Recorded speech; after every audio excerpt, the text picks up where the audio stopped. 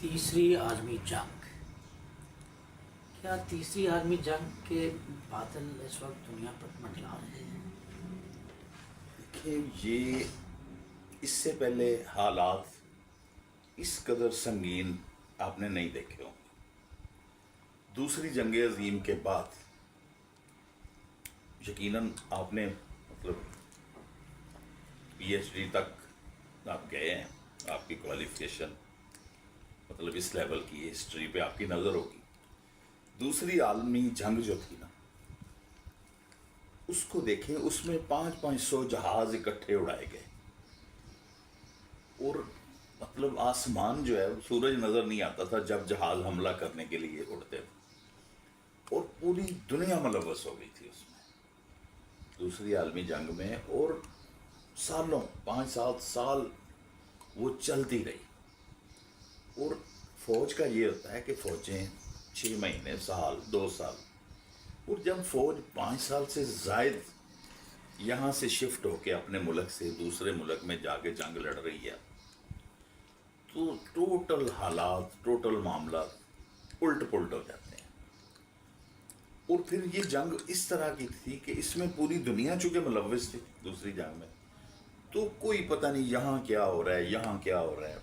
نہ تو social media اس وقت ایکٹیو تھا، اور نہ ہی تھا ہی نہیں، اور نہ ہی کوئی ایسے ہی نیوز ایجنسیاں یہ ٹی وی چینلز بھی اس طرح سے نہیں تھے نا، وہ تو ریڈیو کا زمانہ تھا، اور وہ سمجھ نہیں آ رہی تھی دنیا میں کہ کیا ہو رہا ہے۔ بس اتنا پتہ لگتا تھا کہ آج لینن گراڈ میں یہ ہو گیا، روایتی جنگیں تھیں، آج اسٹالن گراڈ جو ہے وہاں یہ ہو گیا، آج برلن میں یہ ہو گیا، یہ سارا چل رہا تھا اس وقت۔ نئی نسل کو نہیں پتہ ہوگا، ان کے معلومات کے لیے آپ بتا دیں کہ وہ 2 بلاکس کون کون سے تھے۔ یہ ہمیشہ سے دنیا میں 2 بلاکس رہے ہیں، ایک سوشلسٹ بلاک اور دوسرا کیپٹلزم والے۔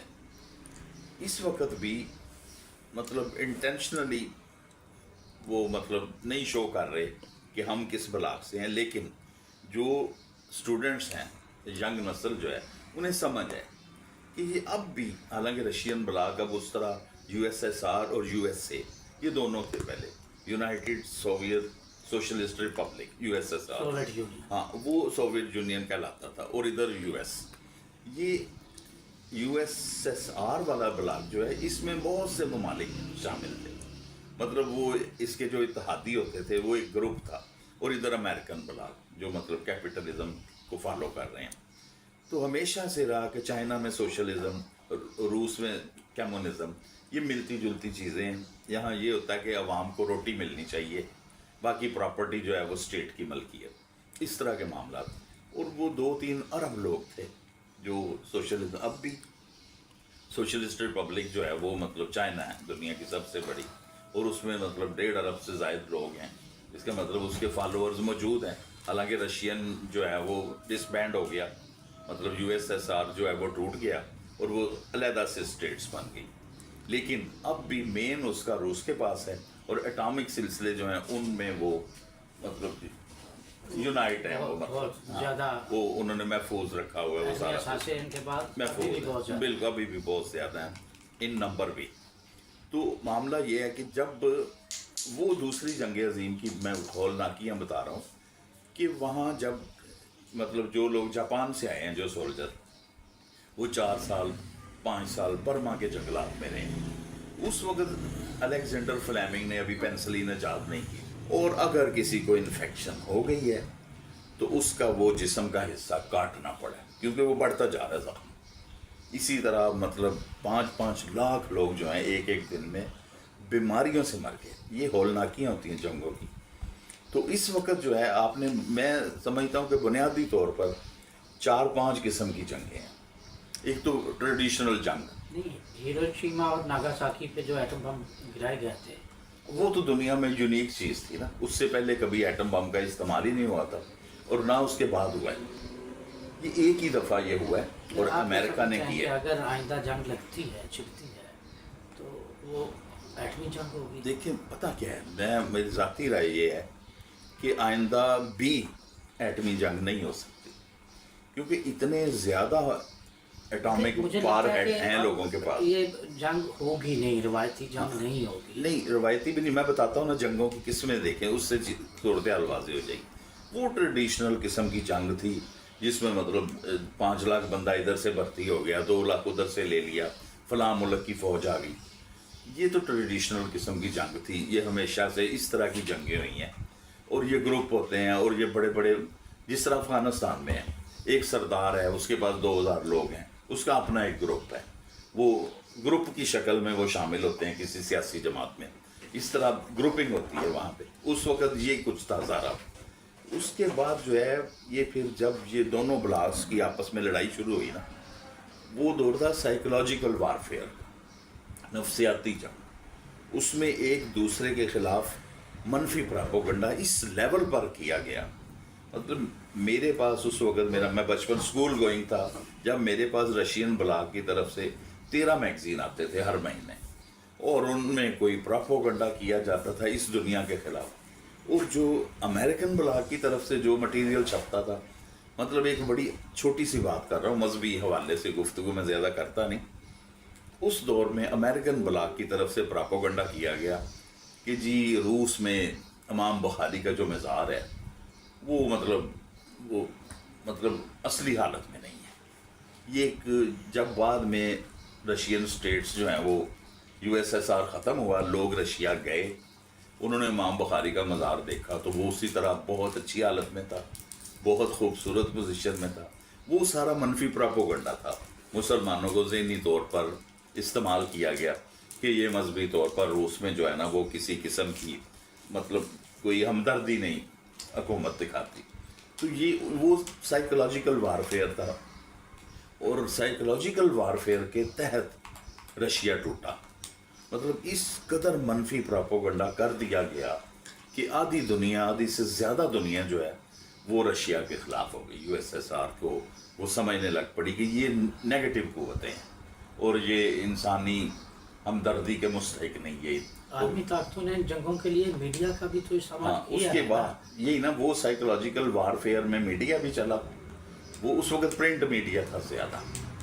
और ये लास्ट टाइम जब अफगानिस्तान पे हमला हुआ है, तब तो प्रिंट मीडिया का इतना किरदार नहीं है, टीवी चैनल्स ने ये सारा मिलजुल के टीवी चैनल भी चले, प्रिंट मीडिया भी चला, हर तरह की नेगेटिव एक्टिविटीज़ जो हैं वो हुई।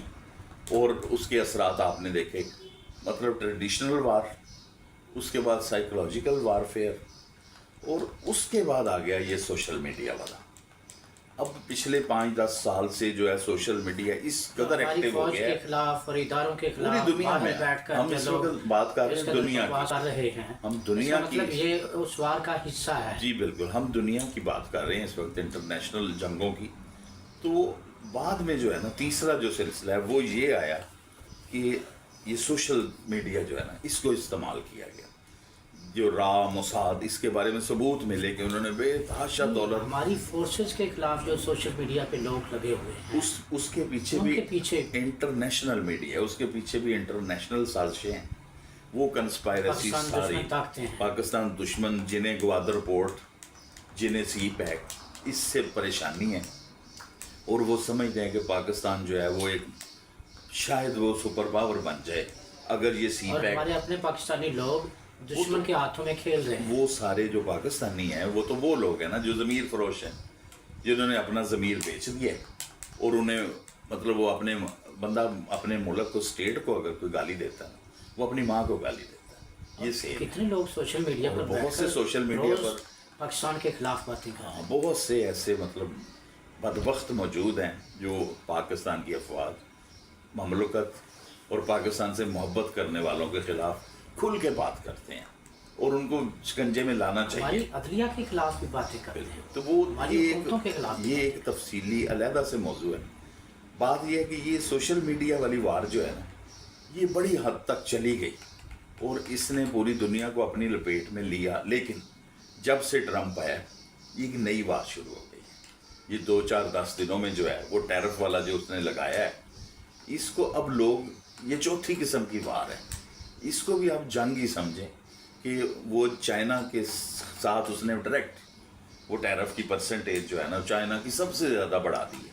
اور چائنا کی سب سے زیادہ فائنانشیل وار کہیں گے کیا کہیں؟ یہ فائنانشیل وار ہے، یہ جنگوں کی چوتھی قسم ہے.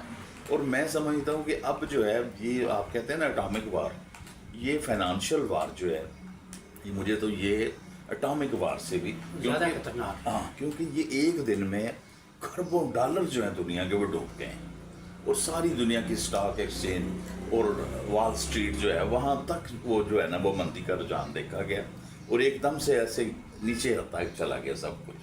تو لہٰذا یہ جو وار ہے اب پتہ نہیں اٹامک وار، کیونکہ سارے معاملات معیشت پر ہی تو چلتے ہیں. معیشت پر چلتے ہیں. اور وہ اس وقت یہ آ کے نئے صدر نے امریکن جو ہیں انہوں نے مطلب عجیب و غریب، ان سے پوچھا گیا کل کہیں ڈسکشن ہو رہی تھی کہ جی یہ سب آپ کو کس نے بتایا، اکانومسٹ ہوں گے اس کے پیچھے. انہوں نے کہا جی میرا ایک ہے جس نے مجھے گائیڈ کیا. تو جب پتہ کیا گیا تو کوئی خاص منصوبہ بندی نہیں تھی اس کے پیچھے، وہ ایک ٹرمپ کی مطلب اپنی ذاتی وہ سلسلہ تھا دماغ کا، اور اس نے وہ چڑھا دیا. اور اس وقت دنیا جو ہے نا پوری وہ فائنانشلی اپاہج ہونے کے قریب چلی گئی ہے. سارا نظام جو ہے وہ مطلب فائنانس کا وہ رک گیا ہے. نہیں مگر چائنا تو خاصا ایڈوانس ہے ان معاملات. دیکھیں چائنا مقابلہ کرے گا، اس نے بھی تو وہ ٹیرف لگا دیا نا، مقابلتاً اس نے بھی لگا دیا. لہٰذا یہ اب کوئی پتہ نہیں یہ سائیکولوجیکل وار کامیاب تھی، سوشل میڈیا وار کامیاب تھی، یا یہ مطلب جو اس اٹامک وار تھی اس کا کوئی چانسز تھے. یہ فائنانشیل وار جو ہے نا اس وقت شروع ہوئی ہے.